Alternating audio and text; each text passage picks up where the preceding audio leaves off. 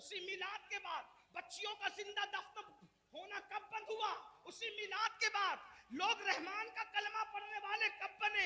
उसी मिलाद के बाद नमाज पढ़ने वाले कब बने? उसी मिलाद के बाद मक्के जैसे कुफरिस्तान में लब्बैक अल्लाहुम्मा लब्बैक लब्बैक ला शरीक लक लब्बैक की अगर गूंज हुई है उसी मिलाद के बाद पता चला वो सिर्फ किसी की मिलाद नहीं बल्कि यौम इनकलाब है। लेकिन रोना तो इस पर है ना मेरे भाई, इंसान इतनी मिलादें हजम कर गया, एक मिलाद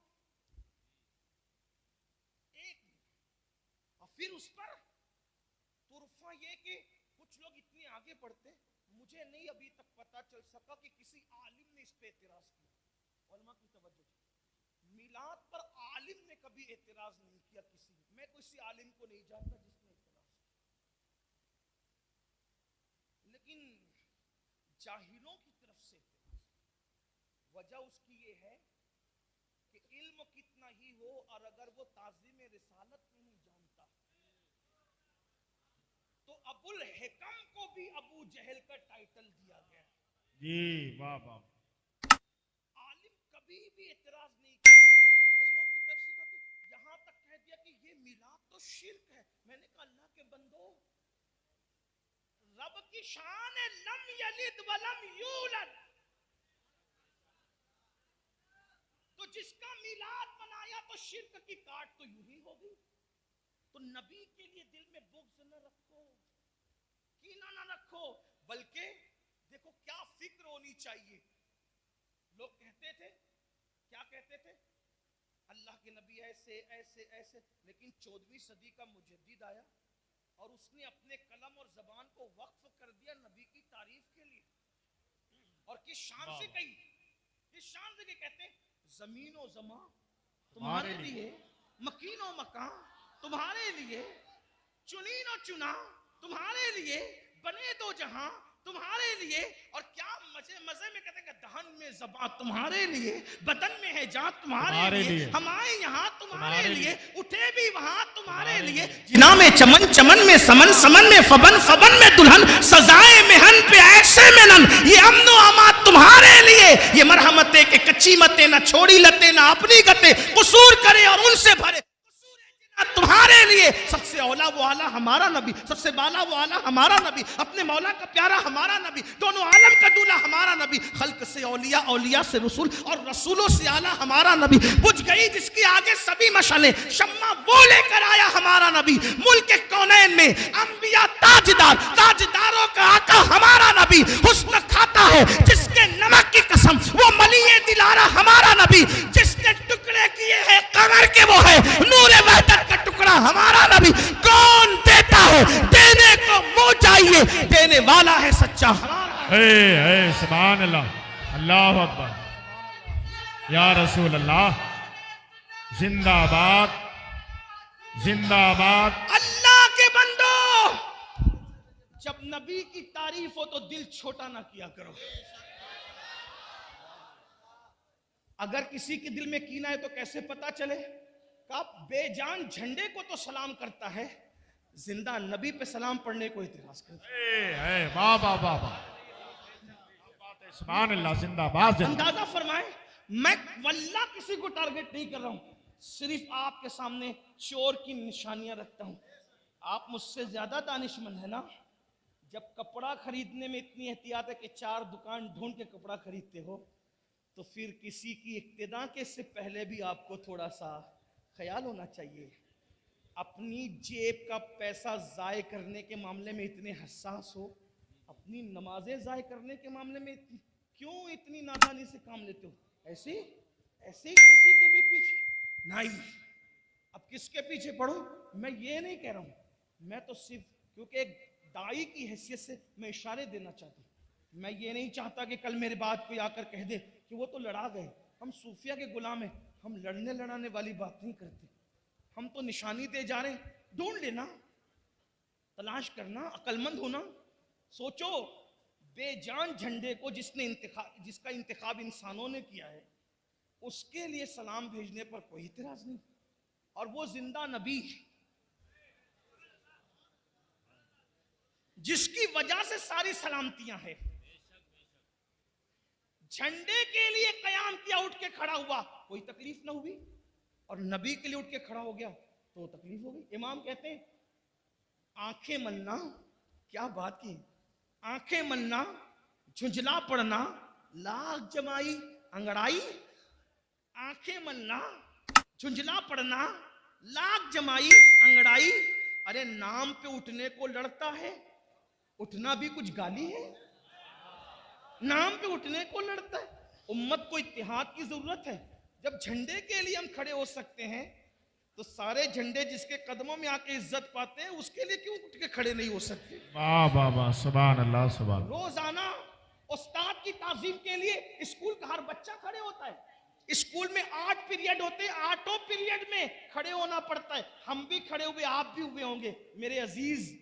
जो फिजिक्स पढ़ाए उसके लिए उठ के खड़े हुए, जो रियाजी पढ़ाए उसके लिए उठ के खड़े हुए, और जो कहता है बोइस तो मुअल्लिमा, कि मैं कायनात को इल्म सिखाने के लिए आया हूं, कम से कम ये नहीं सोचा। इसका मतलब कहीं ना कहीं आप अंग्रेज की तहरीक का शिकार हुए, आपके दिल में कहीं ना कहीं बुग़्ज़ है। तो याद रखो, बात बहुत दूर निकली। कहां चल रही थी बात?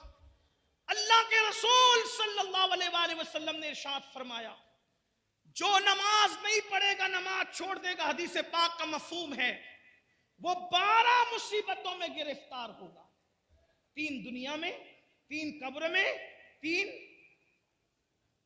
मरते वक्त और 3 मैदान महशर में। अब जरा सुन ले उसको, मैं जल्दी जल्दी पढ़ सकता हूं, पढ़ दूं? जी जी। आप थक तो नहीं गए ना? नहीं। थक जाए तो चुप हो जाना, मैं समझ जाऊंगा कि आप थक गए। कुछ लोग मजमा देखने आते हैं, फिर उनको थक जाते तो चले जाते, और कुछ सुनने आते हैं तो वो कहते हैं कि नहीं, जब तक सलाम ना पढ़ा जाए हम नहीं जाएंगे। हाँ, तो हमेशा हमारा टारगेट वही होते हैं जो सुनने आते हैं। सही है, तो आपकी तवज्जो है, बात आगे बढ़ा सकता हूं। 3 मुसीबतें दुनिया में, जल्दी जल्दी पढ़ रहा हूं। नंबर 1, जो नमाज छोड़ दे अल्लाह उसकी रोजी से बरकत उठा ले।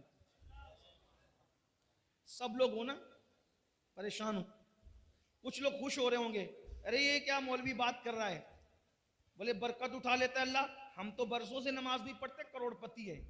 हमने कहा आप समझे नहीं बात को, एक है कसरत और एक है बरकत। आपके पास कसरत है, आप करोड़पति है, बरकत नहीं है। करोड़पति होके भी आप बेचैन है, बेकरार है, सुकून नहीं है। कहते हो ना सब कुछ है मौलाना, सुकून नहीं है। क्यों? कसरत है, बरकत नहीं है। देखो कसरत और बरकत की मिसाल बताऊं, कुत्ते के बच्चे दर्जनों पैदा होते हैं, कसरत है, और बकरी के सिर्फ 2-3 पैदा होते हैं, बरकत है। कुत्तों का रेवड़ नहीं मिलेगा, बकरियों का रेवड़ मिलेगा, जबकि हजारों ज़बा की जाती है। क्यों? कुत्तों में कसरत है, बकरियों में बरकत है। और आसान कर दे इसको, यजीद 8 बेटे छोड़ के मरा था। यजीद 8 बेटे छोड़ के मरा था। आज कोई आले यजीद नहीं मिलती, क्योंकि कसरत थी कसरत। हुसैन एक बीमार छोड़ के गए थे। आप सुन्नियों का कोई मोहल्ला नहीं मिलता जहां पर सैयद नजर ना आते। सुभान अल्लाह, सुभान अल्लाह। नारे तकबीर, नारे रिसालत, मसलके आला हज़रत अल्लामा सैयद अमीनुल क़ादिरी बाहर तैबा कॉन्फ्रेंस। सुभान अल्लाह, सुभान अल्लाह। अल्लाह ने बरकत कितनी दी, बरकत कितनी दी। देवा शरीफ चले जाओ, इमाम हुसैन का बेटा। महाराजा शरीफ चले जाओ, इमाम हुसैन का बेटा। कलिया शरीफ चले जाओ, इमाम हुसैन का बेटा। अजमेर शरीफ चले जाओ, यानी जमीन के अंदर भी बेटे इज्जत से आराम कर रहे हैं और जमीन के ऊपर भी। बेशक बेशक, सुभान। जमीन के ऊपर क्यों? वहां कसरत थी, यहां बरकत है। तो कसरत मेहनत से मिलती है, बरकत करम से मिलती है। तो अल्लाह सबसे पहले बेनमाजी की रोजी से बरकत उठा लेता है। अब बरकत गई तो फिर आप आते हो हजरत तावीज। देखो मैं तावीज का मुखालिफ नहीं हूं, लेकिन इतना कहता हूं इतने पागल ना बनो। मुफ्तियान किराम, उलमाए किराम को सिर्फ सबक सुनाने के लिए अगर गलती करूंगा तो इस्लाह कर देंगे। सहर, जादू, बला, जिन, भूत का असर होना, तावीज उसका इलाज है। अगर अल्लाह बरकत उठा ले नाराज होकर, किसी मौलवी के तावीज में इतनी ताकत नहीं है कि अल्लाह की उठाई हुई बरकत को ला सके। ये बात याद रखना, अगर कोई ये दावा करता है कि मैं ला दूंगा, हमारे हुजूर मुफ्ती आजम हमारे दादा मुर्शिद तावीज देने से पहले हाथ की तरफ इशारा करके कहते थे, बेटा नमाज पढ़ेगा तो तावीज असर करेगा, वरना तावीज असर नहीं करेगा। इकबाल ने इसी का रोना रोया था। आजकल कुछ लोग ये दावा करते हैं, जा बेटा हम है, तो तू भी तबाह होगा और जिसको तू कह रहा है वो भी तबाह होगा। अल्लाह के रसूल फरमाए, जो नमाज छोड़ दे अल्लाह उससे अपनी करम की चादर हटा लेता है। जब अल्लाह करम की चादर हटा ले तो हम है तू होने वाला कौन है? इकबाल ने इसी का रोना रोया था, कहा था निगाहे दीनो मताए दीनो दानिश।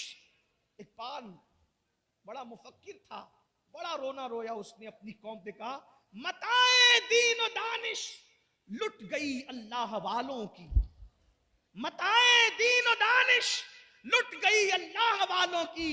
ये किस काफिर अदा का गमज़े खूरेज है साकी, ये किस काफिर अदा ने अपनी मस्तियां बिखेरी है कि अल्लाह वालों की मता लुट गई। लेकिन फिर वो नाउम्मीदी का शायर नहीं था, मायूसियों का शायर नहीं था, वो उम्मीदों की का प्याम देने वाला था। लेकिन जब ये रोना रोया तो साथ में उम्मीद भी की कहने लगे, नहीं इकबाल मायूस अपनी किश्ते वीरा से जरा नम हो तो ये मट्टी बड़ी जरखेज है साकी। हम मायूस नहीं हैं, इंशाअल्लाह ये जलसे इनकलाब लाएंगे। मुसलमानों, अगर नमाज नहीं पढ़ोगे, अल्लाह के सच्चे नबी ने फरमाया अल्लाह तुम्हारी रोजियों से बरकत उठा लेगा। और अल्लाह बरकत उठा ले, किसी में ताकत नहीं, कितना ही बड़ा बाबा हो, कितना ही बड़ा पीर हो, कितना ही बड़ा आलिम हो, कोई बल्कि सच्चा आलिम होगा तो बोलेगा भैया नमाज नहीं पढ़ता तो मैं तुझे तावीज नहीं दूं। ये बात है। आप घूम रहे हो, फिर रहे हो, बल्कि अब तो तुम जादूगरों के पास जा रहे हो, सिफली वालों के पास जा रहे हो, पंडितों के पास जा रहे हो ताकि तुम्हारे घर में बरकत आए। शर्म नहीं आती तुम्हें? अल्लाह रज़ा के मुतलक है। अल्लाह के रसूल ने कहा नमाज छोड़ोगे तो बरकत जाएगी। इतना आसान काम था, 10 मिनट निकाल लेते नमाज पढ़ते। नमाज पढ़ के देखो बरकत ना आए तो फिर कहना। लेकिन यह भी कहता हूं, बरकत के लिए नमाज नहीं पढ़ना, अल्लाह को राजी करने के लिए पढ़ना। बरकत तो मिल ही जाएगी, बरकत तो मिल ही जाएगी। मिलाने के लिए नहीं कह रहा हूं, सिर्फ समझाने के लिए कह रहा हूं। गाय दूध के लिए खरीदी जाती है ना, गोबर के लिए नहीं खरीदी जाती है ना। गाय खरीदने का मकसद क्या होता है? दूध मिले, बच्चा मिले। कोई गोबर के लिए कभी खरीदता है गाय को? गोबर तो यूं ही मिल जाता है ना मुनाफे में, बिला तमसील, बिला तमसील। मिलाने को नहीं, फिर समझाने के लिए कहा। इस मिसाल को भूल जाइए, लेकिन सोचिए, नमाज बरकत के लिए नहीं पढ़ी जाती, नमाज बेटी के रिश्ते के लिए नहीं पढ़ी जाती, नमाज किसी से मफाद उठाने के लिए नहीं पढ़ी जाती। नमाज तो इसलिए पढ़ी जाती अल्लाह राजी हो जाए। जब अल्लाह मिल गया तो क्या ना मिलेगा? अल्लाह मिल गया क्या ना मिलेगा? हर नेमत मिलेगी, हर नेमत मिलेगी। तो नमाज पढ़ने से बरकत होती है। नहीं पढ़ोगे बरकत जाएगी। नंबर 2, जो नमाज छोड़ दे, दूसरी मुसीबत, अल्लाह उसकी उम्र से बरकत उठा लेता। ज्यादा दिन जीने का शौक सबको है, लेकिन आका फरमा रहे जो नमाज छोड़ेगा बरकत गई, उम्र की बरकत। बहुत ऐश करना चाहते हो ना, नमाज छोड़ने से उम्र भी कटती है, उम्र भी घटती है। पहले 90-90 साल दादा परदादा की उम्र होती थी और बड़े मियाँ लोग बगैर चश्मे के कुरान पढ़ते थे, किताबें पढ़ते थे। अभी तो 40 साल का हुआ तो घुटने की तकलीफ शुरू हो गई, जमीन पे बैठ नहीं सकता, पेट इतना बड़ा हो गया कि झुक के खा भी नहीं सकता, हाथ में प्लेट लेके खाता है। ये सब क्यों है? मैं ये नहीं कहता कि जिन जिन को तकलीफ है ये सब मुजरिम है, ऐसा नहीं कह रहा हूं, लेकिन अक्सर और बेशतर तो यही हाल है ना। किसी मुफक्किर ने बहुत अच्छी बात कही थी, इसको सुन लो। जवानी में अगर नमाज नहीं पढ़ेगा, जवानी में नमाज नहीं पढ़ेगा, अल्लाह इतना गैरत वाला है, शायद वो बुढ़ापे में तुझे पढ़ने ना दे। वो बुढ़ापे में तुझे गैरत वाला है, हालांकि वो करम करता है, वो बड़ा करीम है। सबकत रहमती अला गज़बी, उसकी रहमत उसके गजब पे सबकत ले गई, मगर वो गैरत वाला भी है। इसलिए इससे पहले कि बूढ़े हो जाओ अल्लाह की तरफ पलट आओ। और एक बात कहूं, अगर तुम्हारे दिमाग में ये खपत है ना मेरे भाइयों, मौलाना बुड्ढे होंगे जब मस्जिद का कोना संभाल लेंगे, तो मैं कहता हूं जिसके गूदे सूख जाए ना, जिसकी हड्डियां सूख जाए ना, जो बुढ़ा हो जाए,